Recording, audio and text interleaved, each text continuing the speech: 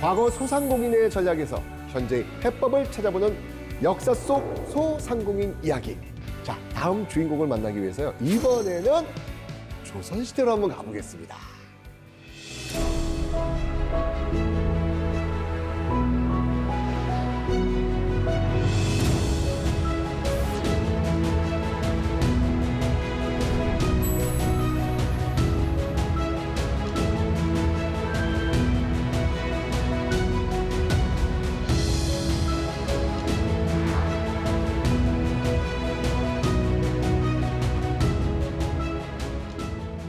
이번에 만나볼 주인공은요, 상인이 아닙니다.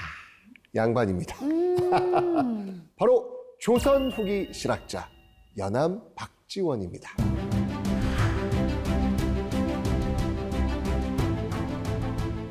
근데 장사를 한 적이 없는 학자를 주인공으로 선정했다는 게 좀 의외인데요? 물론이죠. 자, 저는요, 사실 이분을 장사는 하지 않았지만 상인의 편에 섰던 사람, 더 나아가서 상업이 살아날 수 있는 구조를 처음 고민한 사람이라고 저는 소개하고 싶어요.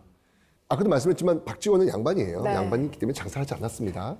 그런데 그것 때문에 어떻게 보면 오히려 상인의 어떤 개인적인 입장을 넘어서서 좀 큰 그림으로 상업 전체를 바라볼 수 있는 시야를 확보한 사람이 아닐까라는 전 생각이 들거든요. 이 박지원의 이야기를 먼저 하려면 먼저 그 당시 조선 사회를 좀 이해를 하셔야 되는데 사농공상 들어보셨죠? 그럼요. 조선시대 신분 계급을 가리키는 말이잖아요. 선빈사가 제일 높고 다음 동은 농사짓는 농부, 다음 공은 물건 만드는 기술자, 마지막 상은 장사인 상인. 얘기만 들어도 좀 화가 납니다.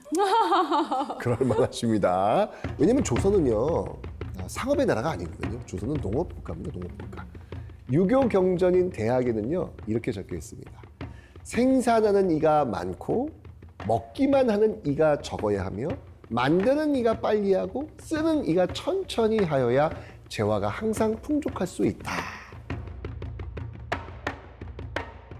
요즘 시대랑 좀 안 맞는데 어쨌든 이걸 근거로 해서 조선의 경제 정책은요, 생산을 최대한 증대시키고 소비를 최대한 억제시키는 거예요. 쌀 생산은 많이 해야 되는데 그 소비는 너무 많이 하면 안 되는 거예요. 이제 이게 핵심이 되는 거예요.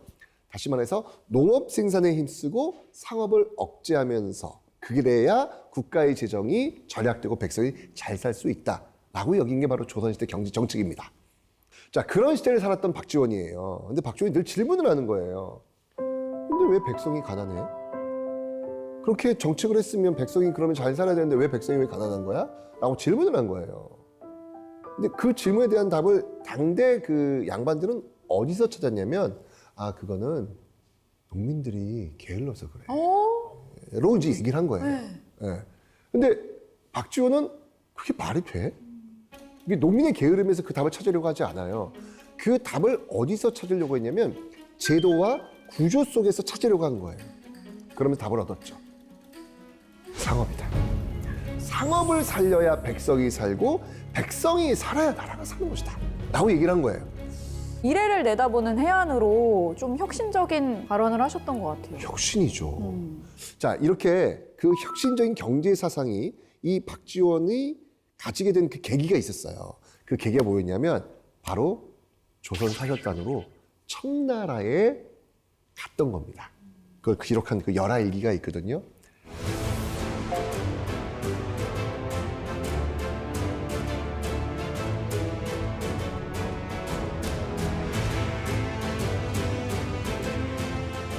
이 책이요, 무려 26권 10책이라는 방대한 기록으로 남아 있습니다.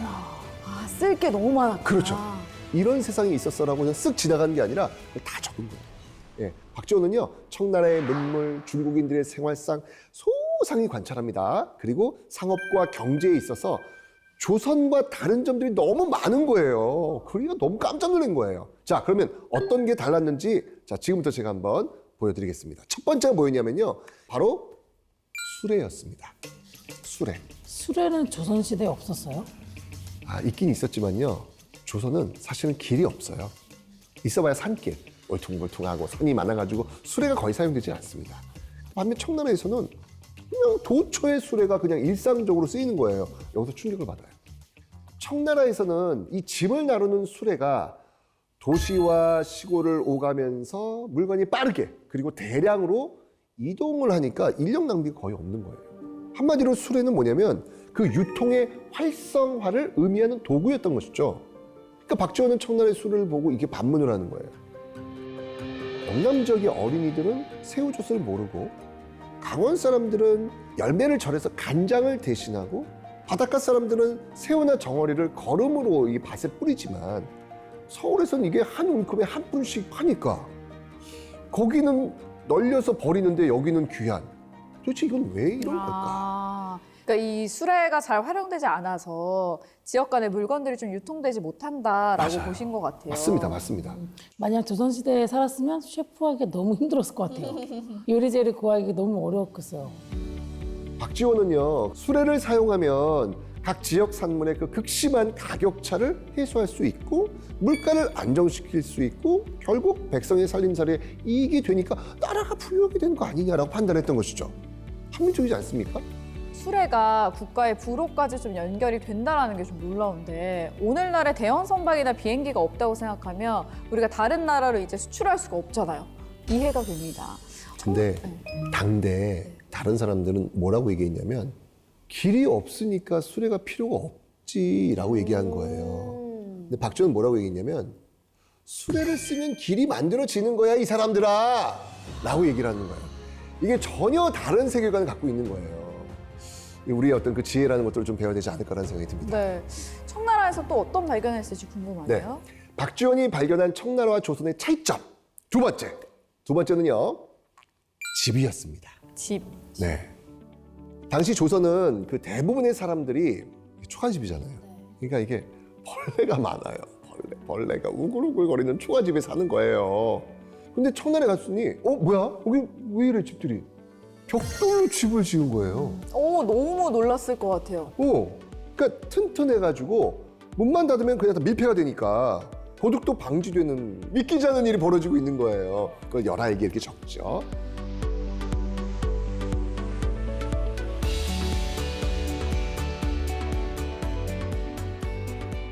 그런데 여기서 이제 박지원이 이제 주목한 게 뭐였냐면 사실은 이제 초가집이냐 벽돌집이냐라는 그 집의 재료가 아니고 건축 기술이었어요.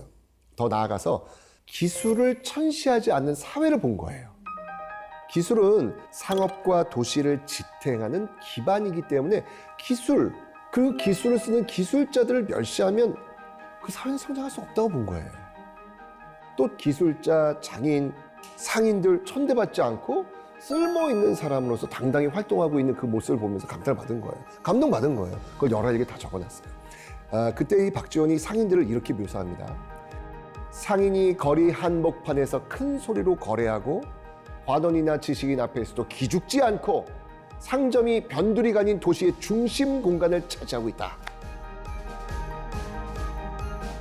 어찌 보면 조선 왕조 500년 이래 최초로 상인의 중요성을 처음 알고 적은 사람이 박지원입니다. 상농공상에서 맨 아래에 있는 기술자와 상인을 인정해 준다는 건 대단한 것 같고 박지원 선생님 같은 분이 계셔서 오늘의 우리가 있던 것 같습니다. 맞습니다. 네, 맞습니다. 자, 다음은 어떤 발견을 했을까? 세 번째. 가만히 본 거예요. 뭐야 저거? 화폐를 봅니다.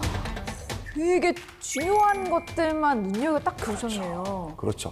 조선은 여전히 물건을 사고 팔 때 돈보다는 그 무거운 쌀 또는 옷감 이거 교환을 하면서 물건을 사고 파는 그런 모습들이 있었거든요. 근데 청나라는 화폐, 이거 화폐로 거래를 빠르게 그러면서 시장 규모를 키우고 있는 거예요.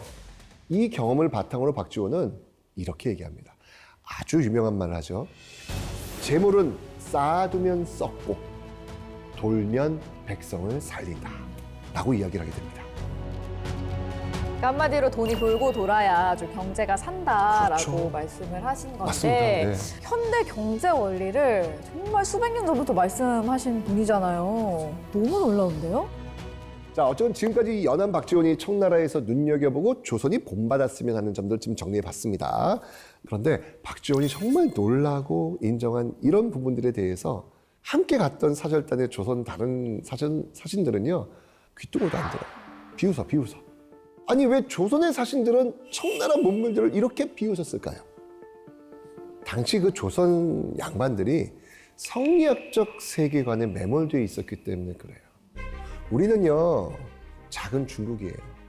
청나라는요 오랑캐예요. 우리가 더 높다라고 그래서 생각해요. 우리는 그 청나라가 멸망시켰던 그 명나라, 그 명나라의 후손들이에요. 우리는 작은 소중화예요. 뭐 겉모습은 좀 있어 보이지만 본질은 미개한 야만족들이라고 업신 여겼던 거예요. 배울 것까지는 아니야 이렇게 생각했던 거예요. 지금으로 본다면 혐청이라고 보시면 될 것 같아요. 혐청. 사실 연안 박지원이 청나라에서 대단하고 거창한 것들을 본 게 아니거든요. 그러니까 그의 눈에는 생활 기구들이 하나같이 허투루 만들어진 것이 아니라 모든 도구가 규격에 맞고 있어야 할 자리에 필요한 사람에 의해서 활용되고 있다는 것을 본 거예요. 여기서 이제 깨닫는 게 있지 않습니까? 그렇구나. 이렇게 한 다음에야 비로소 이용이라고 말할 수 있겠구나. 이용이 있은 다음에야 후생이 될 것이고 후생이 된 다음에야 정덕, 곧 도덕이 바르게 서는 것이다 라고 열하일기 적고 있습니다. 얼핏 들은 단어가 있는 것 같아요. 공부할 때. 여기 또 이용. 한능검 여기 자격증 1급 자격증 네 소주야. 네. 선생님 책 보고 공부했습니다. 뭐야 진짜로? 기억나십니까? 이용후생이라는 오, 역시. 단어가 꼭 나오잖아요. 박수 좀 쳐주세요. 이용후생. 맞습니다. 열하일기 이 구절에서 이용후생이라는 말이 처음 등장해요. 자, 이용후생의 뜻은 뭐냐면 이용은 사물을 쓰임에 맞게 잘 활용한다. 후생은 백성의 삶을 두텁고 넉넉하게 만든다라는 뜻이에요. 그러니까 다시 말해서 백성들에게 이롭게 쓰일 수 있는 유익한 물자의 생산이 넉넉하게 이루어지면 자연스럽게 백성들의 생활을 윤택해진다는 거예요. 그런 연후에야 마음이 풍요로워지고 도덕이 바로 잡힌다라는 논리입니다. 조선 후기 사회에서는 사실 이 상인을 낮춰봤죠. 그래서 사농공상인 거예요. 근데 박지원은 전혀 다른 질문을 하는 거예요. 아니 나라의 돈은 어디서 만들어지지? 박지원의 답은 분명한 거예요. 그건 바로 시장, 상인들에 의해서 돌고 돌면서 만들어진다는 거예요. 박지원은 열하일기에서 물건이 잘 돌고 유통이 살아있는 나라가 결국 강해진다라고 말합니다. 이건 사실 지금 우리가 너무 당연하다고 생각하고 있는 거 아닌가요?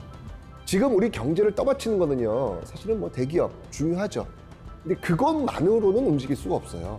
사실은 보이지 않는 전국 곳곳에 있는 소상공인 그리고 자영업자들.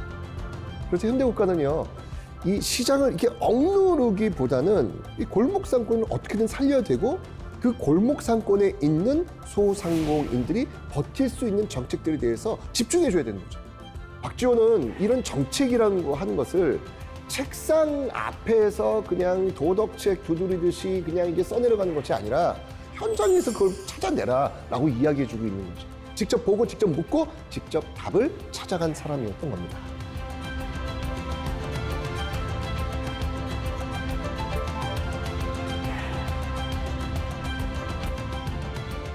소상공인들이 잘 나가고 있어요라고 말씀은 못 하시죠?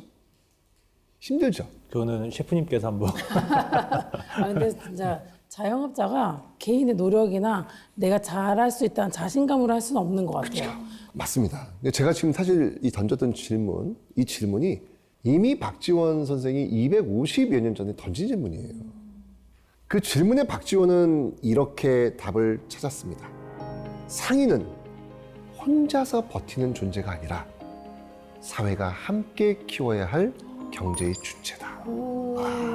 박수. 나 진짜 이거 되게 슬로건으로 써도 좋을 것 같아요. 이번 동상을 공단 앞에다가 세워두죠. 그러니까 세우셔야 될 것 같아요. 진짜로. 네, 맞습니다. 네. 박지원이 이제 꿈꿔왔던 그 상업의 환경. 오늘날 우리는 그것을 제도로 이제 만들고 있죠. 자금과 보증, 그다음에 경영 컨설팅, 뭐 디지털 전환, 그다음에 판로 개척 등등 상인이 장사에만 집중을 할 수 있도록 하는 것. 그래서 이제 지속 가능한 경영이 기반을 조성해 주는 것. 바로 그게 정부의 존재 이유라고 보고 있습니다.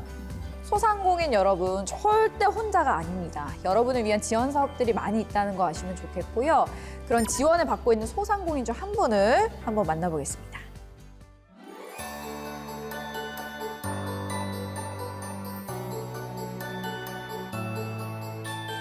안녕하세요. 우리결의협동조합 이사장 이혜영입니다. 저희는 칠몽이란 브랜드를 지금 운영하고 있고요. 칠몽은 57자의 꽃몽으로 57로 건강하고 아름다운 삶을 꿈꿔가는 그런 기업입니다.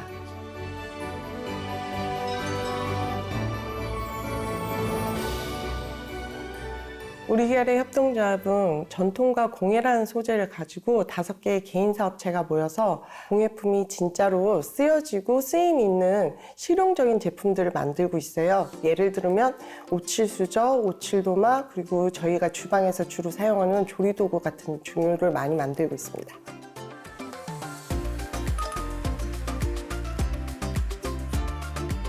외국인들이 너무 좋아할 것 같아요. 요즘 뭐 난리죠. 선물하기 좋을 것 같은데? 코로나 이전에는 저희는 오프라인에만 의존하고 있는 업체였어요. 그러다 보니까 코로나가 딱 터지고 나서는 저희가 정말 힘든 시기를 겪었거든요. 근데 이제 소상공인에서 협업 활성화라는 사업을 접하면서 저희 자비로만 해결이 되지 않았던 마케팅 비용이나 PPL, 공동 마케팅을 통해서 저희를 이렇게 널리 알리고 홍보할 수 있는 기회를 얻게 됐죠.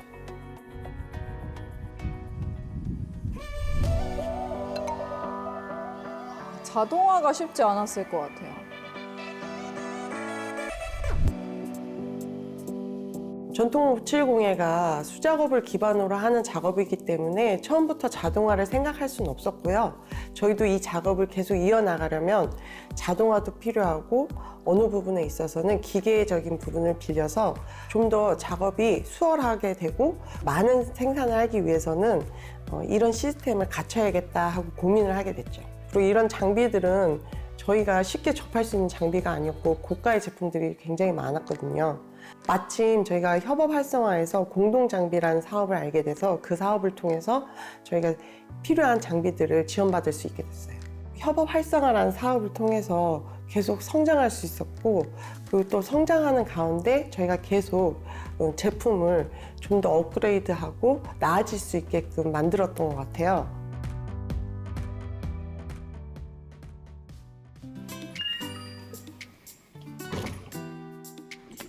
인력 찾는 저 같은 경우는 아까 LA지사 말고 중복으로도 신청을 저희가 부족한 게 이제 수출 같은 경우는 거의 처음이고, 저희가 지원하는 사업 중에 해외팔로 지원 관련해가지고 좀 안내를 드리면 좋을 것 같아요. 네. 글로벌 육성 지원이라고 해가지고 네. 지금 대표님 같이 해외팔로에 대해서 조금 고민이 많으시거나 관심은 많으신데 이제 어디부터 시작해야 될지 모르시는 대표님들을 위해서 단계별로 해외팔로를 개척을 지원을 해드리는 사업이에요. 네.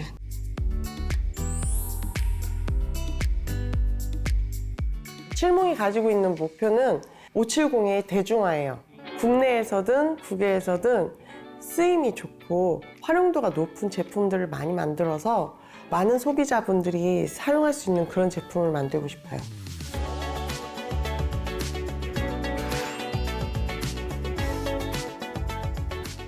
보면서 저희도 그렇고 많은 분들이 궁금해하실 것 같은데요. 협업 활성화 지원 사업 어떤 네. 사업일까요? 그 협동조합을 지원하는 소상공인 협업 활성화 사업이라고 있습니다. 소상공인 간의 규모의 경제 실현과 자생력 제고를 위해 5인 이상 소상공인 협동조합의 공동 사업, 그리고 판로 개척 등을 지원하는 사업입니다. 구성원이 5인 이상이고 전체 조합원이 50% 이상이 소상공인이면 소상공인 협동조합 이 사업에 지원을 받을 수 있습니다. 선정이 되시면 아까 보셨던 것처럼 공동 장비, 마케팅, 신제품 개발 등의 공동 사업과 그리고 온오프라인으로 요즘에 판로 개척을 하는 그런 것들 다 지원하고 있고, 교육 사업 이것도 지원받을 수 있으니까 협동조합에 따라 올해부터는 최대 3억 원까지 지원을 받을 수 있습니다. 그 이혜영 대표님 같은 목공예, 57공예 등은 제조업 기반으로 이렇게 상시 근로자 10인 미만 이런 소상공인들을 소공인이라고 우리가 칭합니다. 법적으로. 이런 소공인들의 매출을 성장을 도모하고 수출에 대해서 잘 모르시니까 교육해주고 해외 오프라인 매장을 또 여기가 열어주고 입점해주고 이런 것들에 대한 다양한 지원을 해주고 있습니다. 매년 모집 공고를 통해서 약 300명 정도를 선정해서 자부담 포함해서 저희 2천만 원까지 개별적으로 도와드리고 있습니다. 알면 알수록 진짜 인기 있을 프로그램이 많을 것 같은데. 이런 것들은 이제 정부에서 드리는 사업이죠. 정부 보조금을. 이게 대출이 아니라. 네. 이혜영 대표님이 오래도록 쓸 수 있는 물건을 만들겠다라고 하신 말씀에서 과거 연암 박지원 선생님의 이용후생의 원칙이 떠올랐는데요. 한국의 미를 간직한 오래오래 사용되어질 물건 계속해서 만들어주시기를 기대하겠습니다. 고맙습니다.